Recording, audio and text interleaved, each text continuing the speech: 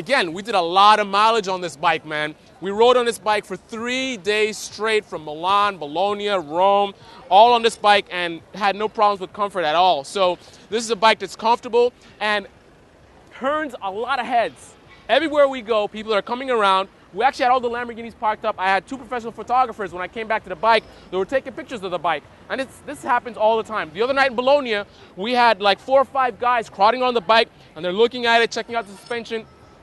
Definitely a head turner. Very beautiful bike. It sounds great. I think this is a stock exhaust. You got twin pipes here, and it sounds very good with the stock exhaust.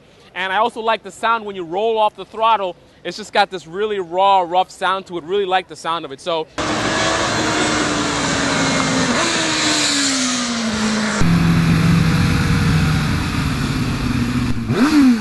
looks great, sounds great, tons of power, and the power starts right away. You don't have to get high RPMs. Pretty much initially, once you start rolling on that throttle, it's a beast.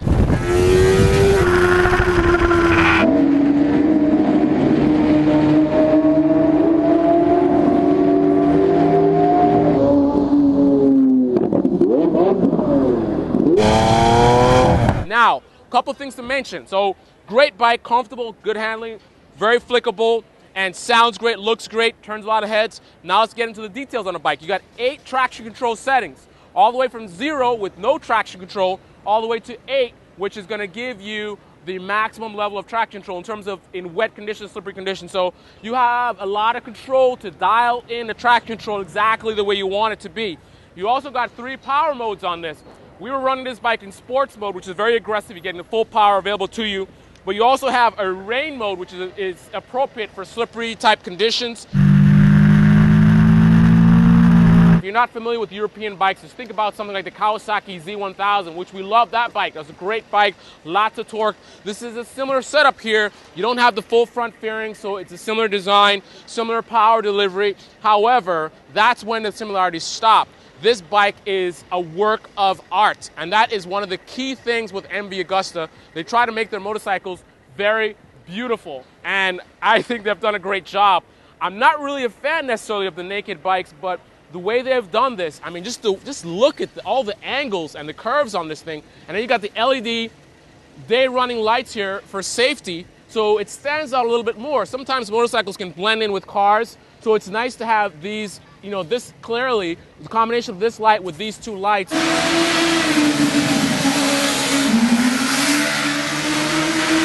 Clearly it's something different. It's going to stand out more. So that's a great safety feature. It's got hazard lights, which I like as well. That's a nice safety feature. You're broken down side of the road. You know, you've got the signal lights that are actually in the mirrors. So again, increased visibility, increased safety. This is a 1090RR. There's a 1090 standard, a 1090R, and this is a 1090RR. So you're going to have increases in horsepower when you're going from the standard to the RR, and also increases in braking, for example. So a couple of changes in those models, and of course the prices change as well. Here you have 320 millimeter discs on this particular bike. I think on the standard bike it's only 310 millimeters, so you got bigger discs on here. You got 4-piston brakes, they're Brembo brakes. You also have ABS on this bike, which is a great, again, another great safety feature on the bike. In the rear, you've got a single side swing arm on the bike. Again, very beautiful, you know, and a great design. You also have the adjustable rear shock right here, top of the line. You also have the adjustable forks. You have adjustability on both sides.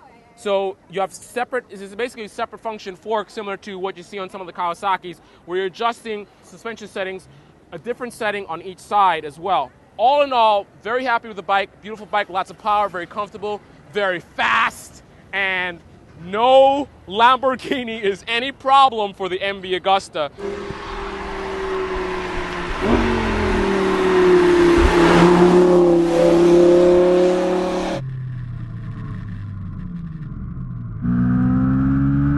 This is absolutely a beast, and roaming with the bulls is no big deal.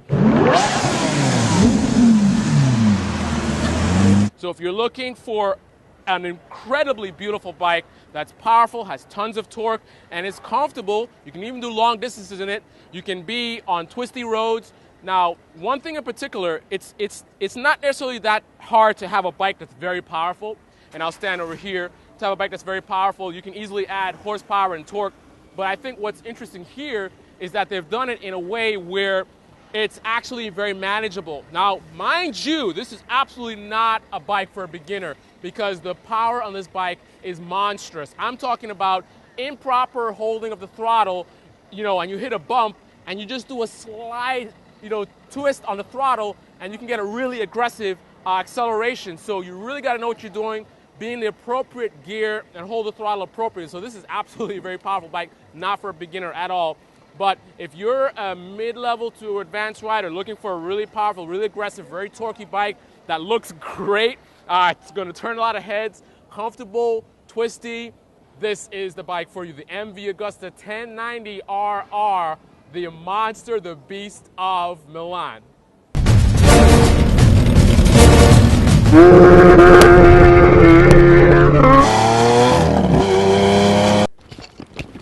Hiya! Busa 1300R!